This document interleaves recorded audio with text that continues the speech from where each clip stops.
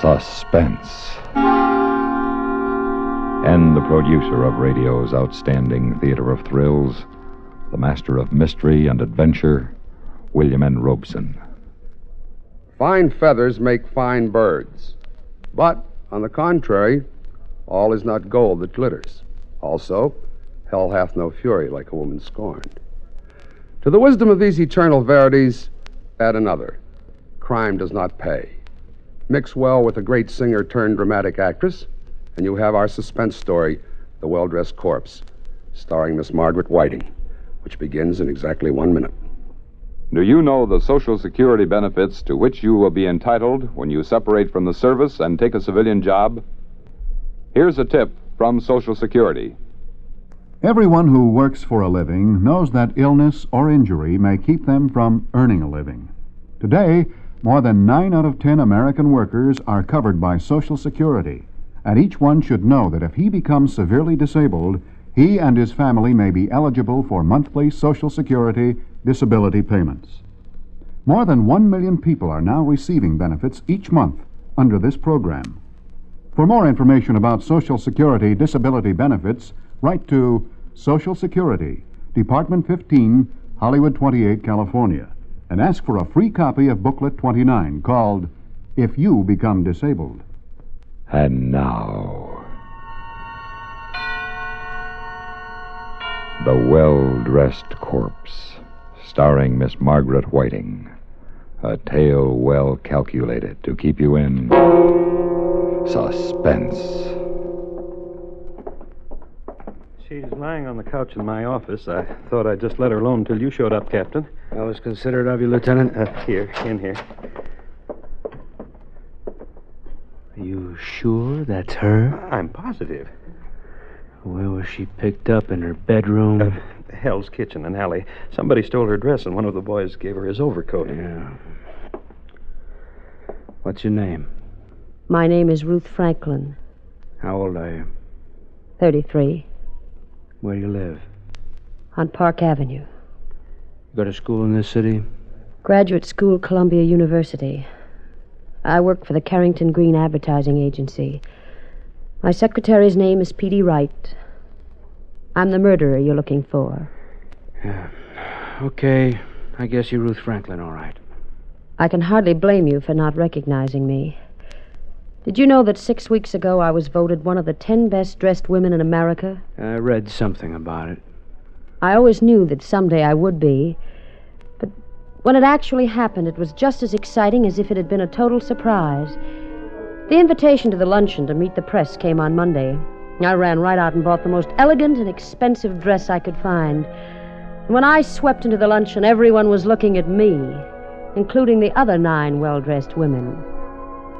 Percy Hamilton of Radcliffe Press, a little bald-headed man who moved and looked like a startled chipmunk, met me as I came in. Oh, Miss Franklin, I'm so happy to see you. Right this way, please. You're a little late, you know. Percy, baby, you've confused me perhaps with a debutante. I work for a living. I'm going to put you here at table 13 with Mr. Mason. Miss Franklin, may I present Mr. Mason? How do you do? How do you do? You two are going to be luncheon partners. Well, I'll run along. You, of course, couldn't be anyone else but the best-dressed Franklin. I'm not sure I like the way you said that, Mr. Mason. Well, my tone was not meant to imply a personal indictment, Miss Franklin. In fact, it's a commendation. You play your part very well in this best-dressed racket. Racket? Racket? Oh, I always draw the most charming luncheon partners. It was undoubtedly something in your childhood. They must have made you wear Buster Brown collars or velveteen knickers. I wore dungarees. No, it's just that I have the best prima facie evidence anyone ever had that this best-dressed business is a travesty on good taste and artistic judgment. Before I move to another table, Mr. Mason, I might find it interesting to hear one sentence telling me why you feel this way. I'd be happy to oblige. You see, I was picked as one of the best-dressed men. Mr. Mason, I believe I'm beginning to value your opinion.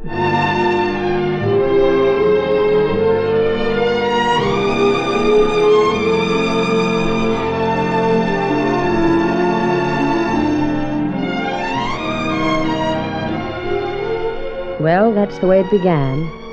little careless banter while we sized each other up. And something in our measurements had meaning because, despite speeches and cold chicken a la king and news photographers interfering with most of our conversation, we later found ourselves at the Stork Club discussing everything from Picasso to paperback novels. Sometime in the evening, he said he had to catch a plane somewhere, but he'd get in touch with me soon. The next morning, when I walked into my office, Petey, my secretary, was wearing the smug smile of a girl who caught her older sister with a boy on the back porch hammock. Seen it yet, boss? The Gimbal ads? How were they? I can wait. All right. Seen what? A picture of you and Roy Mason. Mason? I hardly spoke a word to the man. Hardly a word, huh? You know, that's a Stork Club ashtray in that picture. How did you converse? Smoke signals with your cigarettes? Petey, you're very close to being fired. Let me read you what Winchell says. The most handsome twosome in town last night were Ruth Franklin, the best-dressed huckster, and Roy Mason. Petey, what do you know about him? I'll save you the embarrassment of asking me to get a file on him. I've already done it. Here you are, boss. The Life and Loves of Roy Mason, assembled by P.T. Wright, Girl Boswell. All right, tell it. He's a foreign correspondent, distinguished. He's written 2 books on world politics, The Long Road of Destruction and The Coming Asiatic Crisis. I've ordered both of them so you can talk his language. He's a Yale graduate, skull and bones, 38, unmarried. Just call me quick. Thank you and goodbye. I'll just leave these things here so you can drool over them. Have fun. Petey. Yes, boss, ma'am? You've had your fun. Now, hands off. I'm going to marry him.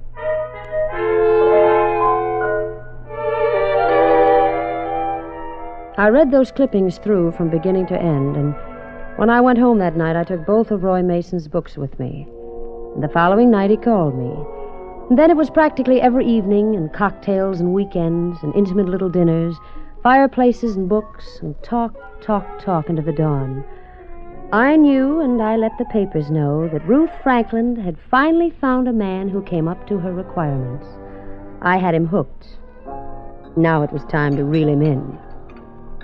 Waiter, 2 more of the same, please. Roy. Hmm? I have some news I know you'll be interested in. You are going to run for president. No, nothing as small as that. I'm going to get married.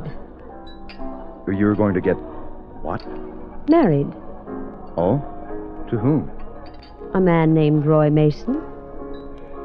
I see. Does he know anything about it? Well, I've kept it a secret from him until I was sure.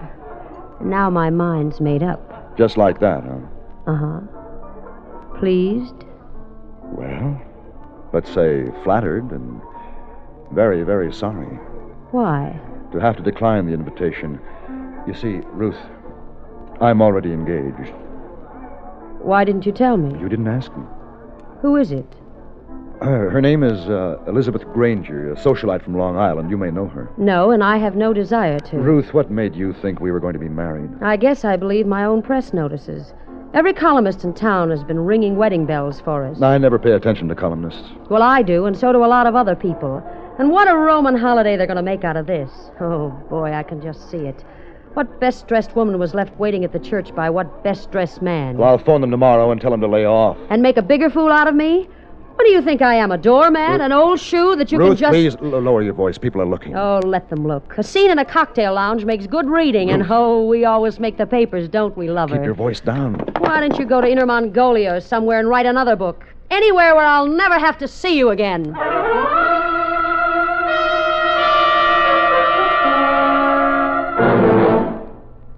The second act of Suspense continues in 1 minute. This is Johnny Baker with Communism on the Spot. In the Soviet Union, the Communist Party keeps the Red Army in check in various ways. It limits the authority of commanding officers by placing full-time party members in charge of political affairs. It also does its best to keep military men out of high party positions. In this way, a top commander can be dismissed if he grows too powerful. This was strikingly demonstrated in the case of Marshal Zhukov. 3 months after becoming a Presidium member in 1957, he was demoted and relieved of his Army command. To further ensure its control, the party also assigns to Army units members of the secret police, who report directly to their police superiors rather than their commanding officers. And now, we continue with Act 2 of The Well-Dressed Corpse, starring Miss Margaret Whiting. A tale well calculated to keep you in suspense. Oh, leave it to me. I did a grand job. I made my exit like the second lead in a straw hat playhouse. The next day I didn't go to the office and I didn't read the papers. I knew what would be in them. I felt sick and soiled and used. The phone rang all day long, but I didn't answer it until late in the afternoon. Hello? Me? Oh. Trying to get you all day. What for? To tell you that we're friends, you and I. And I hate like the devil to think that you really meant it when you said you never wanted to see me again. I sent you a letter last night, but I'd rather tell you what I wrote in person. Now, look, Roy. No, let me go on. A man rarely meets a woman like you. I was lucky. Real lucky. Ruth, you can send me away altogether if you want to. But I'd miss you for the rest of my life. That's the truth. But you're going to marry this... Ruth, I want to talk with you calmly, decently, honestly. I want you for a friend. I'm mixing a couple of drinks in my apartment around 5 tonight. I hope you'll be there to share them with me.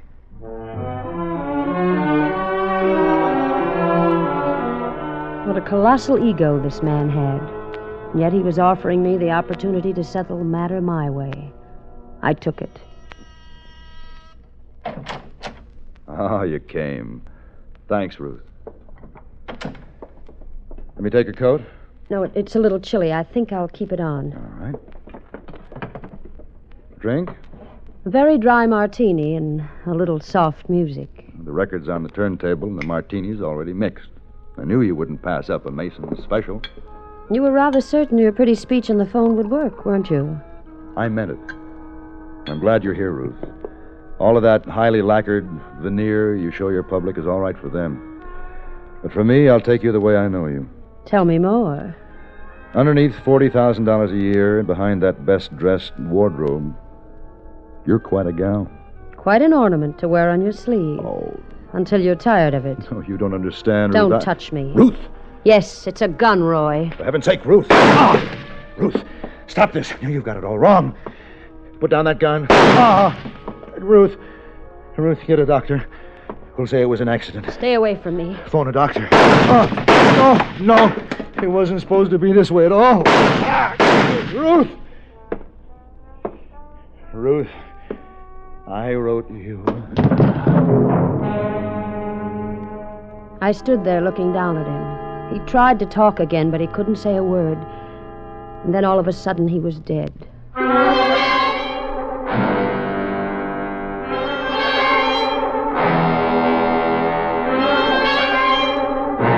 I hadn't planned what I was going to do after I killed him, so I just sat down and finished my martini and looked at him lying there on the floor, and then I was aware of someone pounding. Hello in there. Are you all right in there? What happened? Hello. Answer me, somebody. Oh, hello, miss. I live in the apartment next door, and I thought I heard gunshots in here. You did. What? Over there. Oh. Well, I better phone the police. Where's the phone? On the desk. Hello, operator. Give me the police. Yes, I said the police. Right away. There's been a shooting. I just walked out. No one tried to stop me. I got a taxi back to my own apartment, changed, threw some things into a bag, gathered up my jewelry and what money I had. I registered under another name at a small hotel on the west side. I knew I had to get out of the country, but before I left, there was someone I had to see. Elizabeth Granger, the woman he preferred to me. Act 3 of Suspense follows in 1 minute. This is Johnny Baker with Communism on the Spot. A few words now on the position of the family under communism. In Soviet society, the family has been reduced to a kind of machine for producing workers. Soviet leaders have deprived families of the right to educate their children and have minimized the influence of family life by drawing women into the labor force. The institution of the family is looked on as part of the machinery for producing what are designated as obedient, disciplined communists. To accomplish this, the role of the parents has been taken over by the schools, by youth organizations, and by the establishment of boarding schools. The final aim of the party is evidently the education of all children away from the family. And now, we continue with Act 3 of The Well-Dressed Corpse, starring Miss Margaret Whiting, a tale well calculated to keep you in suspense. The next night, there was a rosary for Roy at the Edgeflower Mortuary. I waited across the street. I wanted to see her walk in. I wanted to see how well she could take it. But Elizabeth Granger didn't appear at his rosary. The next morning, wearing dark glasses and a veil, I went to his funeral, but she didn't. Hello, Petey. Boss, don't you know the police are looking all over town for you? Petey, who is Elizabeth Granger? Where does she live? Oh, that. She isn't in the phone book. She wasn't at his funeral. There are no pictures of her in the papers. You know these things. Tell me, please. I can't help you. Nobody can help you now. You're a walking dead woman. Petey, listen to me. I don't want to listen to you. I'm afraid to. I don't want to end up like you someday. Well-fed, well-dressed, successful, but dead. I came here for your help, not your opinions. Everything you ever said in your life was a lie. I did your legwork, looked up things for you, verified them, checked them. And just to satisfy my curiosity, I checked about you, too. You didn't go to any graduate school at Columbia. You were born and brought up in Hell's Kitchen, and you went as far as PS 432. You hated everything you had and were, and you tried to wipe it out. Tell me what you know about Elizabeth Granger. I'll tell you this much. You're not going to have the pleasure of watching her suffer along with you. And I'll tell you how I know. Because Roy Mason wrote you a letter. I read it, because I never thought I'd see you again. Would you like to know what's in it? Yes. Makes you look 10 times as foolish as you do now. He said that there was no such person as Elizabeth Granger. You're lying. He just invented her. Just invented her to get away from you. You're lying. There has to be an Elizabeth Granger. Here's the letter. Look for yourself. It was true. Every word of it. There was no Elizabeth Granger. Roy just didn't want me, and he had to find some excuse. I walked to the door, wondering what to do. Where to go. One more thing, boss. 10 seconds after you're out of that door, I'm going to call the police. I ran out of the office, out of the building down Madison Avenue. I wanted to lose myself, but where? How? I walked and I walked and I walked, and I tried to understand. I tried to understand why I'd killed Roy. And everything that came into my mind revolted me. Oh, I needed a drink, a dozen drinks, 100 drinks. Are you sure you're in the right place, lady? Just give me a double bourbon. Scotch, a triple. I don't care. Well, okay, you're old enough. Hurry it up. Here's my money. Hey, Eddie, get a load of the doll. What would any dame dressed like that come in here for? Slummin'. What are you, stupid or something? They like to come over to Hell's Kitchen where men are men, looking for thrills. Yeah. What do you think she came in here for? Thought it was 21 or something? Talk. Yeah? I'll show you how to handle a doll like that. Buy you a drink, ma'am? No, get away from me. No, you don't really mean that. Tony, the drink's on me. Why don't we have it in the booth over there? We can talk, huh? Get away from me. Who do you think you are? All right, Eddie, no sale. Who does she think she is? She got no right in here unless she wants to be sociable. She's a bum, and you know it, Tony. Eddie, can't you see this is a lady? Now go for a walk. Lady? Ha! Since when we got ladies in here? You filthy... Hey, wait a minute. Cheap little bum, you... Hey, Eddie, you know who she is? Her picture was in the paper this morning. She killed somebody. It would only be a matter of seconds until they called the police, so I ran. I saw a police car crossing the avenue, so I ran the other way. 2 blocks away, there was another police car at the intersection.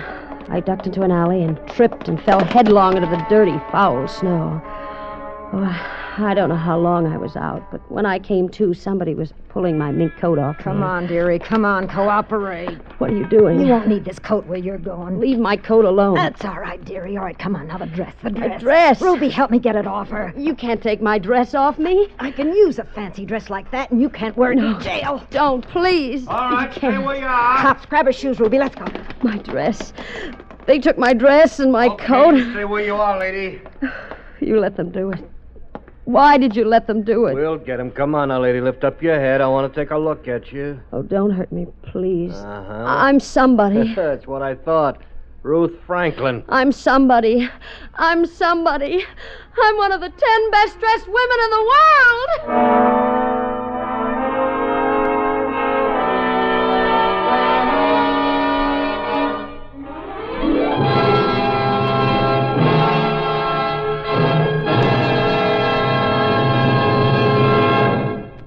Suspense, in which Miss Margaret Whiting starred in William N. Robeson's production of The Well-Dressed Corpse, written by E. Jack Newman and John Michael Hayes. In a moment, a word about next week's story of Suspense. This is Johnny Baker with Communism on the Spot. When you talk about the government in a democracy, you have in mind the elected representatives who rule in the people's name. This isn't the case in the Soviet Union. True, the Soviet government exercises formal authority, and the parliament supposedly represents the citizens. But in practice, the all-powerful Communist Party wields the actual power. It alone governs the Soviet people. For the Communist Party, in effect, is a state within a state, with permanent control over the so-called government. It governs dictatorially in the fullest sense of the word. As a result, you have in the USSR government by the party, for the party. Listen. Listen again next week when we return with one of radio's great classic plays, Sorry, Wrong Number, starring Miss Agnes Moorehead. A tale well calculated to keep you in suspense.